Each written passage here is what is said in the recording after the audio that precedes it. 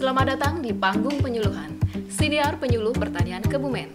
Sahabat Tani, kali ini kita akan membahas tema tentang sesuatu yang sedang hangat-hangatnya diperbincangkan oleh sahabat tani kita. Apakah itu? Adakah yang sudah tahu sahabat tani? Ini adalah sesuatu yang sudah tidak baru lagi, tetapi baru saja diwajibkan. Ya, kita akan membahas tentang kartu tani. Dan di sini telah hadir penyuluh pertanian dari Kelompok Jabatan Fungsional Dinas Pertanian dan Pangan Kabupaten Kebumen. Beliau Bapak Istiantoro, SPMSI. Semangat pagi Pak Istiantoro. Semangat pagi Mbak Yuni. Ya, ini saya panggilnya Pak atau Mas aja ini? Oh, lebih baik Mas aja Mbak. Oh, ya, kayaknya juga akan lebih akrab kalau saya manggilnya Mas aja Karena ya. kita kan nggak terlalu Karena jauh kita nggak usianya. formal juga, nggak terlalu jauh. Berarti Pak Istiantoro yang muda atau saya yang tua ini? Ya, Iya. soalnya saya suka bingung kalau ada narasumber yang kelihatannya masih muda, tapi sebenarnya beliau sudah jadi bapak. Jadi saya Iya. panggilnya apa ini? Iya benar Mbak. Ya, kalau gitu saya izin manggil Mas aja gitu ya, biar Iya, lebih enak iya. kita ngobrolnya. Boleh Mbak. Ya, Iya. Mas Istiantoro atau Mas Is aja mungkin ya. Iya. Mas Is, terima kasih sekali ini sudah meluangkan waktunya, yang sepertinya Mas Is itu sekarang ini sedang sibuk ya. Seperti kemarin juga sudah pas waktu saya hubungi sedang di luar kota gitu. Ya, Mas Is, ini kan beberapa bulan ini kita sedang disibukkan. Teman-teman penyuluh kita sedang disibukkan dengan yang namanya kartu tani dan ERDKK. Nah, ini yang akan kita bahas pada kali ini. Dan Mas Istiantoro ini adalah sebagai admin ERDKK dan kartu tani tingkat kabupaten. Betul ya Mas Is? Betul Mbak. Iya. Nah, sahabat tani semua di seluruh Indonesia, saya yakin sekali sudah tidak asing dengan yang namanya kartu tani. Tapi mungkin ada beberapa yang masih belum paham apakah itu kartu tani, bagaimana cara penggunaannya, atau bagaimana cara mendapatkannya. Mungkin nanti bisa dijelaskan oleh beliau Mas Is. Gimana Mas Is? Nanti bisa dijelaskan dulu gimana? Ya, nanti kita jelaskan Mbak. Nanti saya jelaskan tentang kartu tani dan ERDKK. ERDKK, Iya, betul. iya. Ya, jadi kartu tani itu sendiri gimana Mas? Ya, kartu tani itu adalah sebuah kartu. Ini bentuknya seperti kartu ATM biasa, Mbak. ATM, Seperti ya. kartu ATM biasa yang dikeluarkan oleh bank. Kalau kartu tani ini di Kabupaten Kebumen dikeluarkan oleh BRI, Mbak. BRI. Sebagai penerbit kartu tani.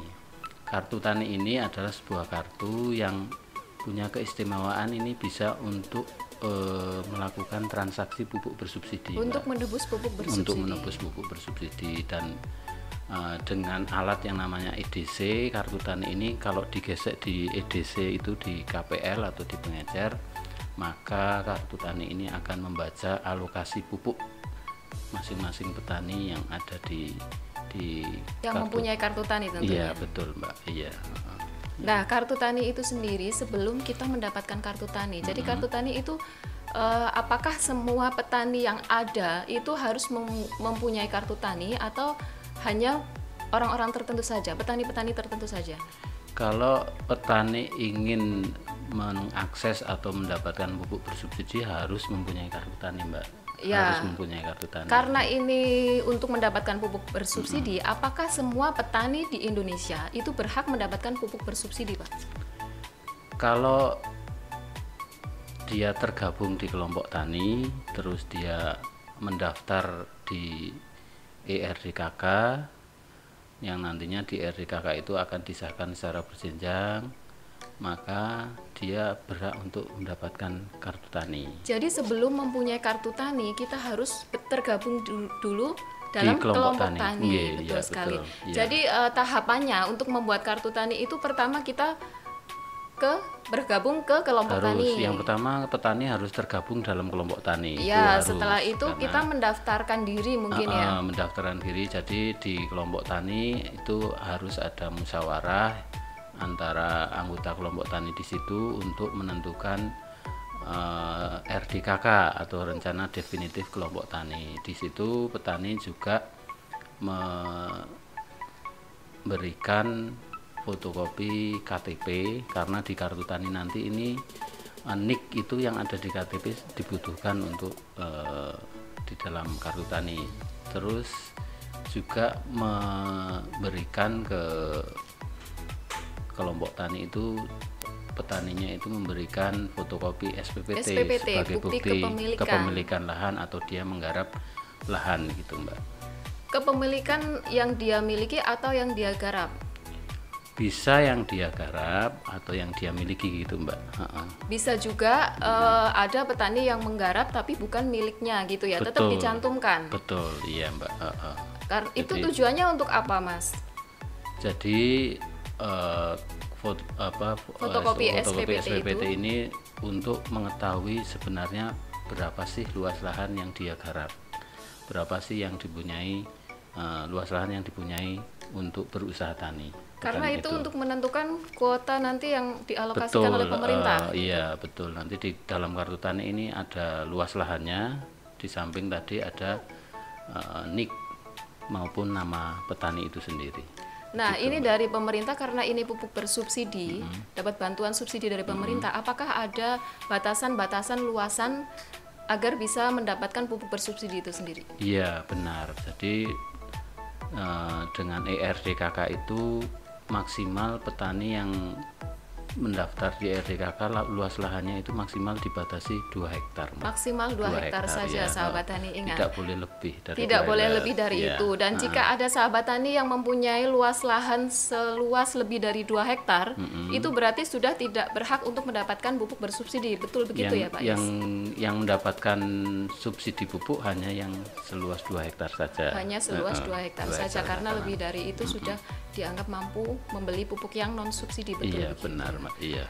Nah, untuk seperti sekarang ini, kartu tani dimiliki oleh sahabat tani kita itu sebelumnya harus masuk ke dalam ERDKK. Betul. Nah, kalau ERDKK itu kan sebutan untuk sekarang ya, Pak Is ya. Kalau yang saya tahu dahulu itu namanya cukup RDKK saja tanpa dulu, gitu ya. Iya, benar, nah, itu perbedaannya di mana? Jadi begini, sedikit cerita bahwa kartu tani ini kan mulainya wajib kartu tani itu per 1 September, Mbak. Per 1 September ya. Nah, 1 September 2020. Maka wajib untuk menggunakan kartu tani untuk menebus pupuk bersubsidi ya. Untuk setting kuota di kartu tani itu adalah dasarnya dari ERDKK. Kalau tahun sebelumnya, sebelum 1 September itu, tahun 2020, itu petani hanya cukup mengandalkan dari RDKK saja, yang secara manual. Jadi dulu nembus pupuknya secara manual bisa, Mbak. Secara manual bisa dengan RDKK yang dulu hanya formatnya Excel itu, terus dicetak, disampaikan ke kios atau ke pengecer. Nah, petani datang ke kios hanya membawa uang, nanti beli langsung bisa pulang membawa pupuk subsidi. Kalau dulu seperti itu, tapi sekarang lebih dibatasi ya, pemakai ERDKK, namanya memakai sistem ERDKK. RDKK ini dibuat oleh Kementan RI. Gitu. Jadi kartu tani itu sebenarnya itu ada dasarnya itu dari 2 sistem gitu ya? Iya, benar. Yang ERDKK dengan SIMPI ya, benar, Sistem Informasi Manajemen Pangan Indonesia. Betul. Ya. Jadi itu nanti tetap kita memasukkan datanya ke sistem ERDKK, kemudian ngelink ke SIMPI gitu ya, Mas Is ya. Betul. Ya, Mas Is tadi kan sudah dijelaskan perbedaan antara RDKK manual dengan ERDKK. Jadi RDKK yang manual dulu itu dibuat oleh kelompok tani dan memasukkan nama-nama petani, data petani itu yang kemudian diberikan kepada KPL atau pengecer. Iya, benar, Pak. Dan nanti petani tinggal datang ke pengecer asal data sudah masuk ke RDKK bisa menebus pupuk bersubsidi dan langsung membawa pulang begitu ya. Betul, Dan betul. kalau sekarang itu kan menggunakan IRDKK. IRDKK tersebut itu di dalam IRDKK kan pastinya ada dosis ya Mas Is ya. Betul, betul. Nah, Mbak, di dalam IRDKK itu dosisnya apakah sesuai dengan spesifik lokasi ataukah ditentukan oleh pemerintah? Ya benar. Jadi begini Mbak, memang untuk dosis di IRDKK juga berbeda dengan tahun kemarin, tahun Berbeda sebelumnya. Khusus mulai tahun 2021 ini, dosis di ERDKK ini dibatasi oleh pemerintah. Dalam hal ini Kementerian Pertanian. Kementerian Pertanian ya. Dosis yang ada di ERDKK tahun 2021 ini mengacu pada dosis yang dikeluarkan oleh Balitbangtan Kementan RI ya. Jadi dosisnya sudah ditetapkan dari sana Mbak. Apakah lebih banyak atau lebih sedikit dari biasanya? Kebetulan lebih sedikit Kebetulan Mbak, lebih sedikit tahun ya. sebelumnya ya. Tapi Sebagai mungkin contoh, ini juga tujuan pemerintah agar kita tidak terlalu bergantung kepada pupuk kimia. betul ya. Salah satunya kemungkinan itu, dan kita tidak bergantung pada pupuk kimia dan kita bisa mengoptimalkan menggunakan pupuk organik buatan sendiri gitu, dengan Mbak. cara pemupukan berimbang itu Iya tadi benar Mbak. Iya. ya. Kalau tadinya kita menyusun RDKK mungkin tadinya dibuat 250 kg per hektarnya, kemudian setelah di RDKK tahun 2020 harus sesuai dengan anjuran pemerintah yaitu Ya, berapa? jadi begini, khusus untuk padi ya ini khusus ya, untuk padi. Kalau- Pajale mungkin ya, padi jagung dan Pajale, kedelai. Ya. sebagai contohnya padi. Memang di RDKK tahun 2021 ini komoditas yang dosisnya dibatasi ini untuk padi, jagung dan kedelai ya. Sebagai contoh padi. Kalau tahun dulu 2019, 2018 ke sana itu spesifik lokasi dosisnya. Jadi mungkin kalau di Kabupaten Kebumen itu rata-rata 1 hektar itu untuk padi ureanya itu 250 kilo dulu. Tapi sekarang di ERDKK tahun 2021 ini semuanya 150 kg. Jadi menurun 100 kilo Mbak. 100 kilo. Dan ini di sistem terpotong otomatis. Jadi kita tidak bisa istilahnya mensiasati, itu nggak bisa, karena begitu admin kecamatan mengupload ke tingkat Korluh, maka itu akan terpotong otomatis sedemikian rupa sehingga nanti dosisnya itu sesuai dengan yang dari Balitbangtan itu. Itu hanya untuk pupuk urea saja ataukah untuk jenis pupuk yang lain?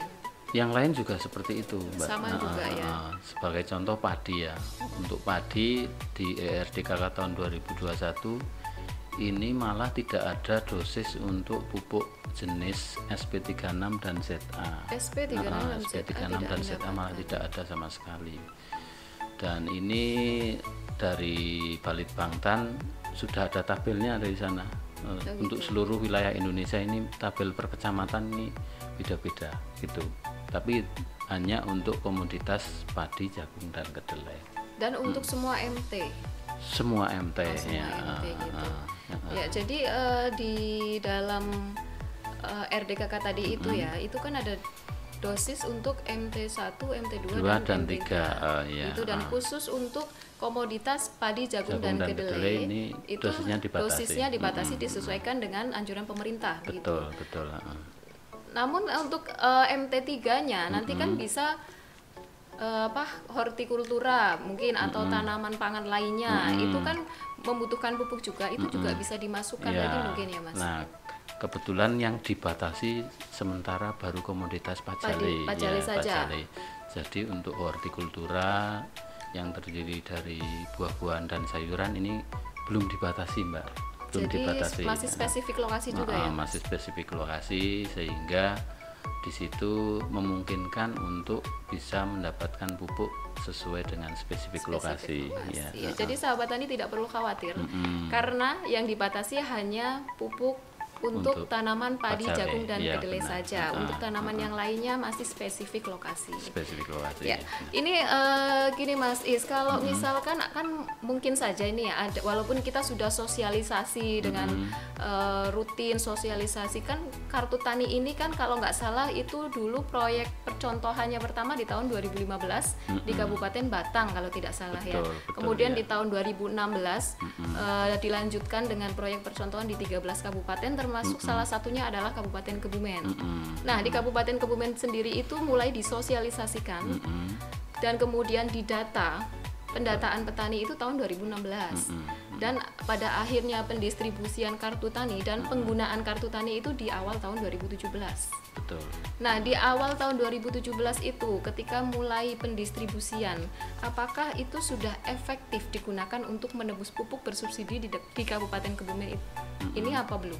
Jadi begini, memang untuk kartu tani sebenarnya di Kebumen itu sudah ada sejak tahun 2016 ya Mbak ya. Ya. 2016 dulu. Sekarang 2021 sudah 5 tahun ya, sudah 5 Betul. tahun. Tetapi waktu itu walaupun sudah ada kartu tani, tapi petani masih bisa menebus pupuk menggunakan manual tanpa kartu Tanpa tani. kartu Iya, tani. Kan wajib kartu tani itu mulai 1 September Setelah 2002. dikeluarkan surat edaran per 1 September 2020. Iya benar. Jadi waktu itu sebenarnya sudah banyak petani yang punya kartu tani, Ya, tapi belum digunakan. digunakan untuk nebus pupuk. Karena itu sebenarnya fungsi utamanya untuk nebus pupuk, tapi rata-rata belum banyak digunakan petani untuk nebus pupuk. Nah, rata-rata baru digunakan untuk transaksi perbankan yang Oh, malah digunakan biasanya untuk transaksi perbankan. untuk nerima transferan dari Iya, saudaranya, dari gitu. keluarganya, untuk narik uang, setor tunai dan sebagainya. Gitu. Karena mungkin dengan menggunakan kartu tani kita akan lebih menguntungkan gitu ya. Mungkin transaksi perbankan itu sendiri mungkin potongannya lebih kecil atau apa gitu. Iya. Jadi di kartu tani ini memang tidak ada potongan ataupun biaya administrasi. Ya, Justru malah tidak ada potongan atau biaya jadi nol, administrasi. jadi tidak ada Tapi potongan. sayangnya tidak digunakan untuk menebus pupuk bersubsidi. Iya itu. Nah, sayangnya dengan itu. keluarnya surat edaran per 1 September diwajibkan menggunakan kartu tani, ini menjadi satu langkah, satu solusi yang efektif menurut saya ya Pak Is ya. Satu langkah atau solusi untuk menertibkan. Yang pertama menertibkan dulu bahwa petani yang sudah mempunyai kartu tani agar menggunakan kartu tani. Dan yang kedua, agar petani yang belum mempunyai kartu tani itu bisa mendaftarkan diri ke ERDKK, mendaftarkan diri ke kelompok tani untuk masuk ke dalam ERDKK dan kemudian bisa mendapatkan kartu tani untuk menebus pupuk bersubsidi. Benar, gitu ya. Mbak, betul, ya. Jadi selama ini setelah tanggal 1 September 2020 petani yang tidak mempunyai kartu tani berarti belum bisa menebus pupuk bersubsidi begitu. Belum bisa Mbak, karena syarat bisa. untuk nebus pupuk per 1 September itu harus menggunakan kartu tani. Harus ya, ini sudah harus dan Iya, wajib. Wajib itu. Udah tidak bisa ditawar lagi. Iya. Itu Ya, nggak ini boleh, kan ya. salah satunya juga agar kita lebih tertib dulu nih. iya. Kalau saya kira tujuan pemerintah utamanya itu Betul, adalah ya. menertibkan Menertibkan. administrasi. Selain itu juga pupuk subsidi ini bisa tepat sasaran kepada petani yang membutuhkan. Iya, Betul. Iya. Jadi subsidinya bisa benar-benar tepat Benar-benar sasaran. bagi yang membutuhkan subsidi yang, pupuk itu betul, ya. ya. Nah, ini untuk yang belum mempunyai kartu tani atau yang mungkin saja yang tidak berhak mendapatkan kartu tani seperti tadi petani yang mempunyai lahan lebih dari 2 hektar. Itu berarti menggunakan pupuk yang non subsidi. Iya, menggunakan non subsidi karena Jadi di pengecer atau kios pupuk itu disediakan pupuk yang Iya. non subsidi dan yang bersubsidi. iya, seharusnya setiap pengecer atau KPL dalam hal ini kios pupuk lengkap harus menyediakan pupuk baik itu pupuk subsidi maupun yang non subsidi. Yang non subsidi begitu ya. Iya. Jadi memang adanya kartu tani itu keuntungannya itu pupuk yang bersubsidi bisa menjadi lebih tepat sasaran gitu betul, ya. tepat sasaran. Ya, dan ini untuk petaninya itu sendiri, Pak Is. Petaninya itu sendiri, apakah keuntungan yang didapatkan mereka dengan menggunakan kartu tani? Yaitu yang pertama sebagai jaminan kepastian dia mendapatkan subsidi pupuk. Kepastian. Dia punya punya kartu tani berarti dia berhak untuk mendapatkan pupuk untuk nebus pupuk subsidi di KPL. Terus kedepannya sebenarnya kartu tani ini tidak hanya untuk nebus pupuk, tapi ini adalah sebagai database atau data dasar bagi pemerintah untuk menyalurkan bantuan dalam atau program dalam bentuk apapun. Ini nanti rencananya ke depan menggunakan kartu tani juga. Karena kartu tani sendiri itu sekarang sudah go nasional ya Mas. Iya, yang sebelumnya tadinya hanya di provinsi Jawa Tengah, kemudian menyusul Jawa Barat dan Jawa Timur. Sekarang sudah satu Indonesia wajib menggunakan kartu tani. Betul, Mbak. Nah, ini penggunaan wajib menggunakan kartu tani itu kan tidak mudah ya. Kita mensosialisasikan kepada petani kita itu kan seperti kita memberikan satu inovasi baru. Itu kan tidak mudah gitu. Walaupun kita sudah bersosialisasi berkali-kali berulang-ulang, tetapi kan ada saja itu petani yang belum mau menggunakan gitu dengan alasan ini itu gitu. Itu solusinya gimana Mas? Ya, solusinya yaitu kita harus terus-menerus melakukan pantang sosialisasi, menyerah, pantang menyerah. Harus bisa gitu ya. Maju terus pantang mundur, Pak. Maju terus pantang mundur. Ya, harus seperti itu. Ini juga demi petani kita juga ya, Mas. Harus. Jadi kadang-kadang ada sahabat tani kita yang mengatakan bahwa penggunaan kartu tani itu malah menjadi ribet, menjadi susah atau dipersulit gitu. Itu sebenarnya tidak benar ya? Tidak benar karena sebenarnya pemerintah kita itu sangat peduli dengan petani kita. Ya, di samping itu, di samping fungsi utamanya untuk nebus pupuk, sebenarnya kan kartu tani itu bisa untuk transaksi perbankan lainnya. Nah, itu juga tadi yang seperti ini salah satu keuntungannya betul sekali. Jadi banyaklah keuntungan. Banyak keuntungannya yang diterima sebenarnya. oleh petani. Terus dengan adanya petani kartu itu tani juga jadi terdata dengan rapi gitu ya. Tadi kan nantinya juga akan dijadikan sebagai database gitu ya untuk pemerintah ya. Untuk permasalahan itu kan bagi petaninya. Nah, sekarang bagi admin gitu ya. Di tingkat kecamatan juga ada admin.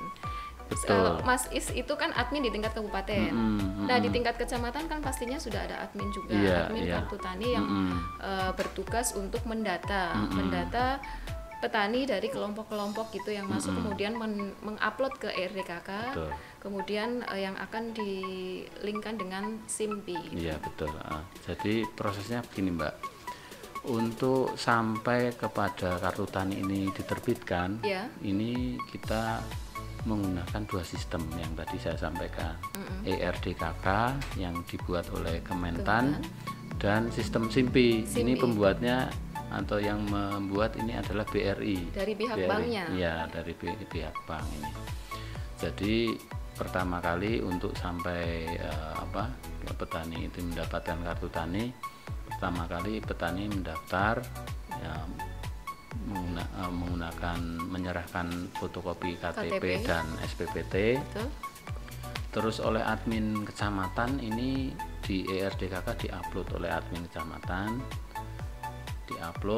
disahkan oleh Korluh atau koordinator penyuluh, karena di kecamatan ini ada dua akun di ERDKK, gitu ya? Admin kecamatan dan admin Korluh. Ya, admin Korluh ini menyetujui atau mengesahkan yang sudah diupload oleh admin kecamatan. Setelah itu dari Korluh akan dinaikkan atau diupload ke tingkat Kasi. Karena ERDKK ini kan berjenjang ya, berjenjang dari kecamatan naik ke Korluh, naik ke Kasi, kemudian naik ke Kabid dan terakhir disahkan oleh Kepala Dinas. Kalau sudah disahkan oleh Kepala Dinas, maka tahapan di ERDKK sudah selesai karena sudah disahkan Kepala Dinas. Selanjutnya adalah menjadi tugas BRI di dalam sistem SIMPI itu Mbak. Jadi ERDKK yang sudah disahkan oleh Kepala Dinas, oleh BRI itu ditarik datanya, di-download, kemudian BRI menginput data itu di SIMPI.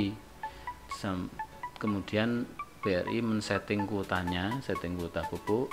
Setelah disetting kemudian baru bisa diterbitkan kartu taninya. Jadi yang menyeting kuota itu dari pihak BRI-nya justru ya. Nah, kuota itu sendiri kan berarti kayak jatah pupuk yang ada di dalam kartu tani itu ya, setiap by name gitu ada kuotanya tersendiri. Betul. Kemudian untuk jatah pupuk yang dari pemerintah itu yang mungkin disebut sebagai alokasi mungkin ya, alokasi pupuk. Nah, itu ada perbedaan nggak antara kuota dan alokasi? Iya, benar itu Mbak. Jadi memang benar beda antara kuota dan alokasi ya. Yang ini memang perlu dipahami benar-benar oleh petani di Kebumen khususnya, bahwa kuota dan alokasi itu berbeda ya. Kalau kuota itu adalah yang terbaca di kartu tani, yang ada di kartu tani. Ya. Jadi kartu tani hanya bisa membaca kuotanya saja, bukan membaca alokasi. Jadi kuota itu berdasarkan usulan atau berdasarkan RTKK itu. Berbeda dengan alokasi. Kalau alokasi itu kan ditetapkan atau melalui surat keputusan kepala dinas kabupaten ya. Jadi yang sudah alokasi itu selalu lebih sedikit daripada usulan atau kuota itu ya. Di mana-mana juga begitu. Seperti Mas. Itu ya, selalu lebih sedikit dari usulan kita, atau kuota yang itu tercantum di kartu tani. Jadi ya.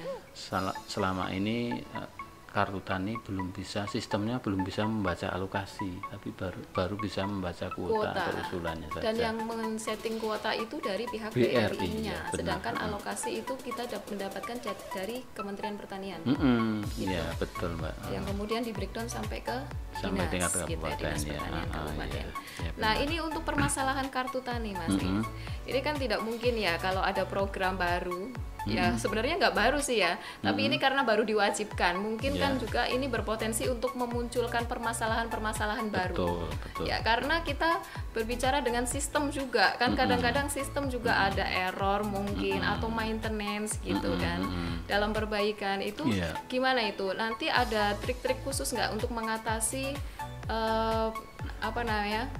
komplain-komplain dari petani sendiri itu kan kadang petani komplain apakah kok saya mendapatkannya cuma sedikit atau gimana gitu. Ada trik khusus nggak dari penyuluh pertanian sendiri? Iya, sebenarnya bukan trik ya, tapi bagaimana kalau ada masalah atau ada kasus yang ada di petani, entah itu kartu taninya tidak bisa digunakan atau kuotanya kosong atau kartunya terblokir, itu petani bisa mendapatkan solusi yang tepat ya. Yang tepat. Memang walaupun ini sudah didukung oleh dua sistem ya Mbak, tapi ya namanya sistem memang ada errornya kadang sistemnya maintenance, kadang ya inputnya kadang namanya manusia kadang juga salah ya. Iya betul. Inputnya kadang salah. Jadi akhirnya nanti ada permasalahan yang kuota kosong dan sebagainya. Jadi kalau masalah ini biasanya kasus per kasus Mbak. Kartu tani misalnya banyak sih memang permasalahan di kartu tani ini, misalnya kartunya terblokir atau kartunya tidak aktif atau sudah close, pinnya salah mungkin itu seperti itu. Nah ini untuk kartu terblokir, untuk pinnya salah ini yang bisa menyelesaikan BRI unit, karena ini menyangkut sistem perbankan. Ya. Kalau admin kecamatan, dalam hal ini kita admin di kecamatan ini tidak bisa untuk menyelesaikan kasus ini. Yang bisa diselesaikan di admin kecamatan itu biasanya itu antara lain mungkin di sistem kesalahan data, bisa terus diperbaiki. Ada duplikasi atau double data. Misalnya satu orang petani terdaftar di dua kelompok tani. Ya. Ini mungkin bisa dicarikan solusi hanya sampai ke tingkat kecamatan itu sudah bisa selesai gitu ya. Jadi ketika ada permasalahan itu tidak selalu diselesaikan di tingkat BPP gitu ya. Itu bisa jadi kita harus melihat dulu itu permasalahannya di mana. Jika ternyata di kartunya itu kan sudah masalah perbankan, jadi harus diselesaikan di BRI gitu. Kemudian untuk kesalahan data atau apa itu bisa diselesaikan oleh admin di tingkat kecamatan di PPP gitu. Kalau tidak bisa diselesaikan naik lagi ke tingkat kabupaten. Ketemu Mas Is lagi. Ya, sepertinya Mas Is ini juga sudah bosan apa belum ya? Karena sepertinya banyak sekali permasalahan kartu tani di tingkat petani dan kemudian naik ke tingkat admin kecamatan dan kemudian ke Mas Is gitu. Sepertinya setiap harinya itu mendapatkan sering sekali, Mbak. Sering sekali ya, sekali. sampai hafal mungkin ya. Syarat utama bertahan di admin itu jangan bosan dengan masalah. Oh gitu, syarat utama untuk kalau sudah bosan biasanya admin. itu sudah lambaikan tangan saja ke kamera gitu ya. Tapi kayaknya kalau sudah melambaikan tangan ke kamera tidak ada yang mau menggantikan. Tidak begitu sahabat tani, bercanda. Jadi kita teman-teman penyuluh pertanian sepertinya dengan tulus hati untuk melayani teman-teman petani gitu, sahabat-sahabat tani semuanya, demi kemajuan bersama juga, demi kesejahteraan petani juga. Kalau petaninya masih apa-apa manual, kapan milenialnya? Betul ya Mas Is ya. Jadi bukan hanya penyuluhnya saja yang milenial, tapi petani juga harus lebih milenial. Apalagi sekarang banyak sekali petani-petani yang muda dan semangatnya masih membara.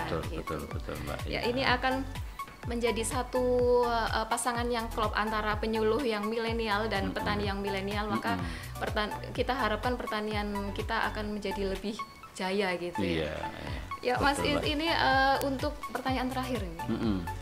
Harapannya ke depan untuk kartu tani dan ERDKK di Kabupaten Kebumen pada khususnya itu gimana?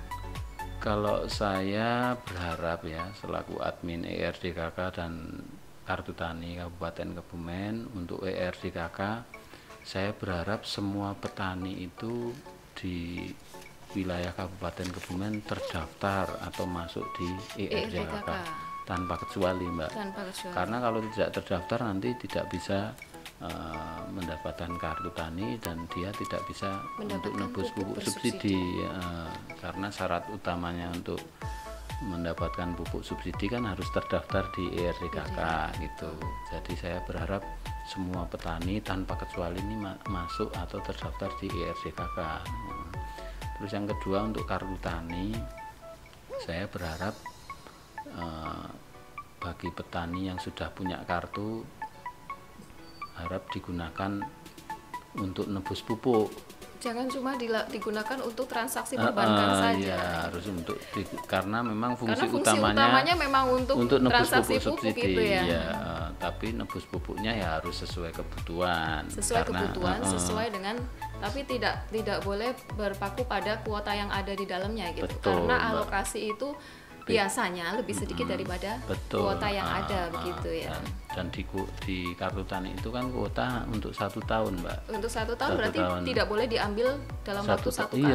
Jangan sampai diambil 1 tahun sekaligus. Jangan sampai seperti itu. Nanti kalau satu petani menebus pupuk mengambil kuota yang ada di kartu ini 1 tahun sekaligus, nanti akan dikhawatirkan terjadi kelangkaan pupuk. Gitu. Jadi harusnya itu dia nebus pupuk per musim tanam, sesuai dan sesuai kebutuhan juga. Jadi pada musim tanam berikutnya dia masih punya sisa untuk sisa pupuk subsidi di kuota kartu tani itu gitu. Ya Mas Is, jadi ini pertanyaan terakhir nih. Harapannya ke depan untuk kartu tani pada khususnya di Kabupaten Kebumen ini gimana? Iya.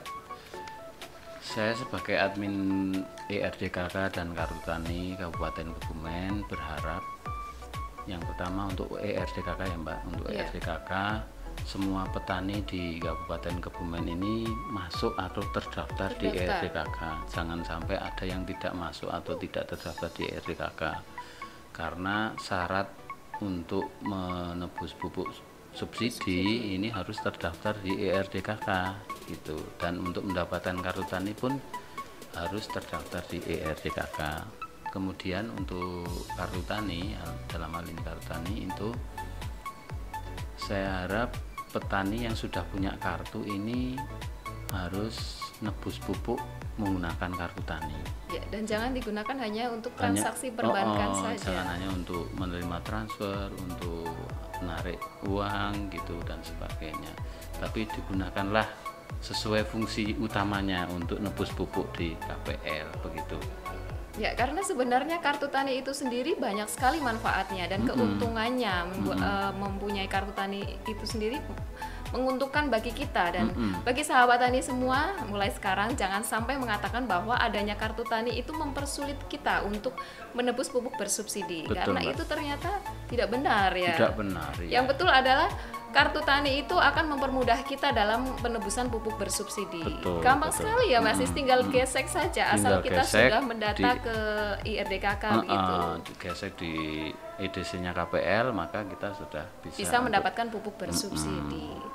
Ya, terima kasih sekali ini Mas Is, karena mungkin waktu kita terbatas. Sebenarnya banyak sekali yang ingin saya tanyakan tentang kartu tani dan IRDKK ini, dan kemudian masalah pupuk juga. Mungkin kita lain waktu, lain kesempatan bisa bertemu lagi untuk ngobrol lagi. Ya, dan untuk sahabat tani semuanya di seluruh Indonesia dan di Kabupaten Kebumen pada khususnya, ada pesan sedikit ini dari kami, bahwa untuk menjadi kaya kita membutuhkan suatu usaha. Lakukan segala cara, optimalkan fasilitas yang ada, terapkan aturan bersama demi meraih harapan bersama. Petani Indonesia berjaya, sejahtera, dan bahagia. Penyuluh Pertanian Kebumen, aktif, kreatif, inovatif. Saya Yuni Miarsi, terima kasih dan sampai jumpa.